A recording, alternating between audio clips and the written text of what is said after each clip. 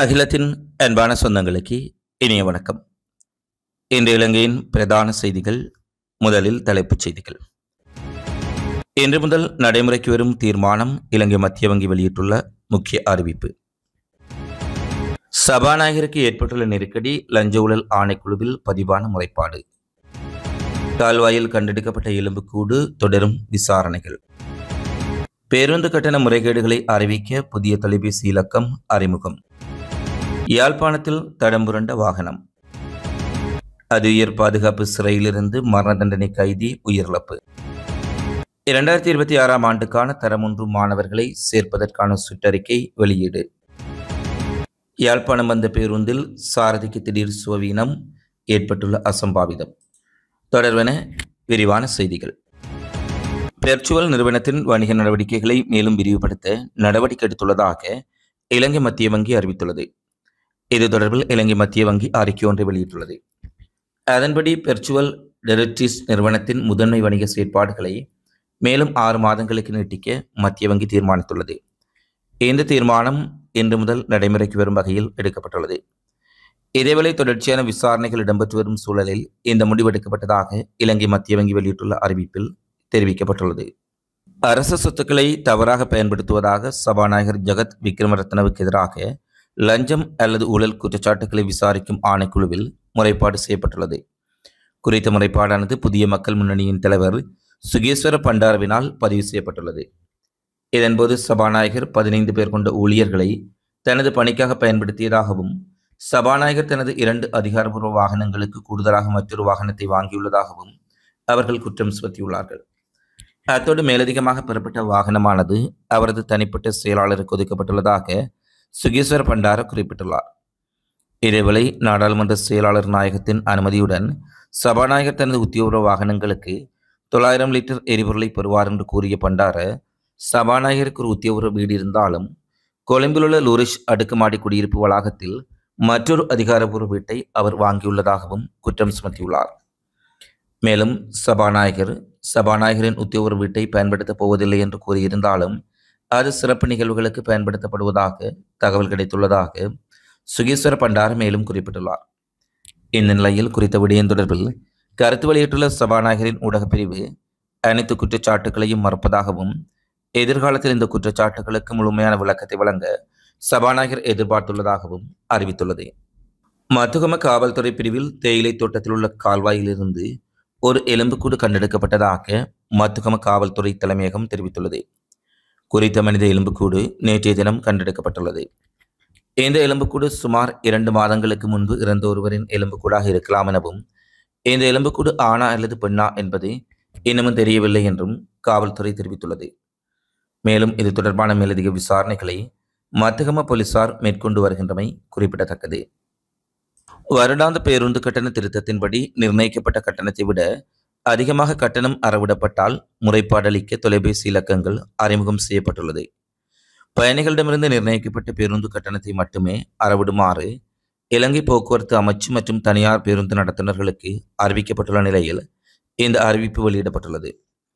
இதன்படி நிர்ணயிக்கப்பட்ட கட்டணத்தை விட அதிகமாக அறவிடப்பட்டால் தேசிய போக்குவரத்து ஆணையத்தின் பிரதான அழைப்பு சேவை 1955 அல்லது வாட்ஸ்அப் இலக்கம் 071 25955555 ஆகியவற்றுக்கு முறைப்பாடுகளை சமர்ப்பிக்குமாறும் கேட்டுக்கொள்ளப்பட்டுள்ளது.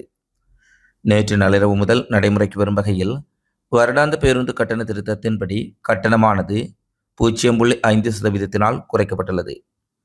இந்நிலையில் பொது சேவைகள், அரை சொகுசு சேவைகள், சொகுசு சேவைகள், அதிசொகுசு சேவைகள் மற்றும் அதிவேக நெடுஞ்சாலைகளில் இயங்கும் அனைத்து பேருந்து சேவைகளுக்கும் இந்த பேருந்து கட்டண குறைப்பு பொருந்தும் என்று தேசிய போக்குவரத்து சபை அறிவித்துள்ளது.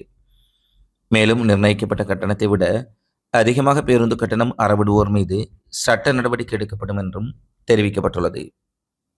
யாழ்ப்பாணம் பருத்தித்துறை பிரதான வீதியின் உடுப்பிட்டி புறாப்புரக்கி பகுதியில் கட்டுப்பாட்டு இழந்த கனரக வாகனம் ஒன்று இன்று காலை தடம் புரண்டுள்ளது. கேட்கோகுளம் பகுதியிலிருந்து வீதி புனரமைப்பு பணிக்கு பயன்படுத்தப்பட்ட ரோலர் வாகனத்தை ஏற்றிக்கொண்டு சென்ற கனரக வாகனமே புறாப்புரக்கி பகுதியில் தடம் புரண்டுள்ளது. முன்னாள் துவிச்சக்கர வண்டி ஒன்றில் சென்றவர் கட்டுப்பாட்டை இழந்து குறித்த கனரக வாகனத்துடன் விபத்து ஏற்படவிருந்த நிலையில் அதனை காப்பாற்ற முற்பட்ட வேளையே குறித்த வாகனம் தடம் புரண்டதாக தெரிவிக்கப்பட்டுள்ளது.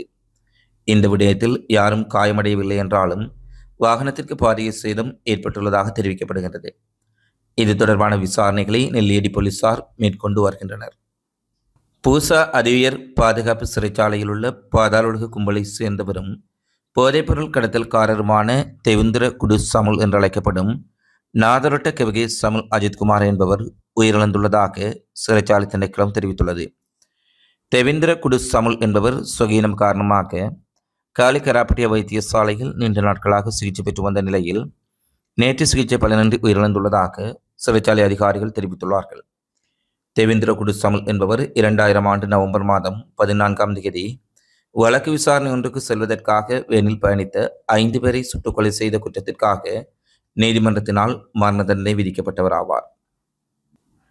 2026ஆம் ஆண்டுக்கான அரசு பாடசாலைகளில் தரம் 1 மாணவர்களை சேர்ப்பதற்கான சுற்றறிக்கையை கல்வி அமைச்சகம் வெளியிட்டுள்ளது. இந்த சுற்றறிக்கை நேற்று வெள்ளிக்கிழமை வெளியிடப்பட்டது. தரம் 1க்கு தங்கள் பிள்ளைகளை சேர்க்க விரும்பும் பெற்றோர்கள் மற்றும் பாதுகாவலர்கள் இந்த சுற்றறிக்கையை கல்வி அமைச்சின் உத்தியோக வலைத்தளத்தில் பார்வையிடலாம். அனைத்து விண்ணப்பதாரர்களும் சுற்றறிக்கையில் வழங்கப்பட்டுள்ள வழிமுறைகளை கவனமாக பின்பற்றுமாறும் கல்வி அமைச்சகம் கேட்டுக்கொண்டுள்ளது. திருகோணமலையிலிருந்து யாழ்ப்பாணம் நோக்கி பயணித்துக் கொண்டிருந்த பேருந்து சாரதிக்கு ஏற்பட்ட திடீர் சுவீனம் காரணமாக அதில் பயணித்த பயணிகள் அச்சத்தில் உறைந்தார்கள். எனினும் சுவீனத்துடனும் சாரதி சாதுரியமாக செயற்பட்டு பேருந்து நிறுத்தப்பட்டு பல பயணிகள் பாதுகாப்பாக பேருந்திலிருந்து இறக்கிவிடப்பட்ட சம்பவம் பதிவாகியுள்ளது. குறித்த சம்பவம் யாழ்ப்பாணம் சாவகச்சேரி பகுதியில் நேற்றைய தினம் இடம்பெற்றுள்ளது. திருகோணமலையிலிருந்து யாழ்ப்பாணம் நோக்கி பயணித்துக் கொண்டிருந்த போது சாரதிக்கு திடீரென தலை சுற்றி பேருந்து தடுமாறியுள்ளது. இதனால் சாவகச்சேரியை அண்மித்த போது சற்று தடுமாறியதை உணர்ந்த பேருந்தின் சாரதி உடனடியாக பேருந்தை சாவகச்சேரி வைத்தியசாலை முன்பாக நிறுத்தி கொண்டு ஓட்டுநர் ஆசனத்துள் சரிந்துள்ளார். இதனால் இடம்பெற இருந்த பாரிய விபத்து தவிர்க்கப்பட்டதுடன் பயணிகளும் பத்திரமாக பாதுகாக்கப்பட்டனர். தான் மிகவும் இக்கட்டான நிலைமையில் இருந்த போதிலும் கூட மக்களின் நலன் கருதி பேருந்தை வேகமாக சென்று மருத்துவமனை முன்பு நிறுத்திவிட்டு சாய்ந்த சாரதியின் உடைய லாபகத்தன்மை குறித்து பலரும் தங்களுடைய நன்றிகளை தெரிவித்துள்ளார்கள். 2025ஆம் ஆண்டின் முதல் 6 மாதங்களில் இலங்கை கலால் திணைக்களம் 120.5 பில்லியன் வருவாயை பதிவு செய்துள்ளதாக கூறப்படுகின்றது. இது நிதியமைச்சினால் நிர்ணயிக்கப்பட்ட இலக்கில் 102.6% அடைந்துள்ளதாகவும் தெரிவிக்கப்பட்டுள்ளது. கலால் திணைக்கள வட்டாரங்களின்படி இந்த எண்ணிக்கை இந்த காலகட்டத்திற்கான வருவாய் இலக்கை விட மேலும் அதிகமாக உள்ளதாக திணைக்களம் குறிப்பிட்டுள்ளது. இது வருவாய் திறனில் குறிப்பிடத்தக்க முன்னேற்றத்தை ஏற்படுத்தியிருப்பதாக கூறப்படுகின்றது. 2023ஆம் ஆண்டில் கலால் திணைக்களம் அரசாங்கத்திற்கு 226.7 பில்லியனை பங்களித்துள்ளதாக கூறப்படுகின்றது. இந்த வருவாய் இலக்கு 2022இல் 178.6 பில்லியனாகவும் 2021இல் 170.3 பில்லியனாகவும் பதிவு செய்திருந்த சூழ்நிலையில் இந்த ஆண்டில் மிகப்பெரிய அளவில் இந்த இலக்கு பதிவு செய்யப்பட்டுள்ளதால் அரசுக்கான வருமானம் பாரிய அளவில் அதிகரித்துள்ளதாக கலால் திணைக்களம் தெரிவித்துள்ளது. இத்துடன் இலங்கையின் இன்றைய பிரதான செய்திகள் நிறைவடைகின்றது. தொடர்ந்தும் இலங்கை செய்திகளை உடனுக்குடன் அறிந்து கொள்ள அகிலத்தோடு இணைந்திருங்கள். இந்த காணொளி தொடர்பிலான உங்களது மதிப்புமிக்க கருத்துக்களை தவறாமல் கமெண்ட்ஸில் பதிவிடுங்கள். மீண்டும் அடுத்த காணொளியில் சந்திப்போம். நன்றி, வணக்கம். அகிலம் மாற்றத்திற்கான மக்கள் குரல். இந்த வீடியோ பிடிச்சிருந்தா லைக் பண்ணுங்க, கமெண்ட் பண்ணுங்க, ஷேர் பண்ணுங்க. மறக்காம கீழே இருக்க பெல் ஐகானை கிளிக் பண்ணுங்க.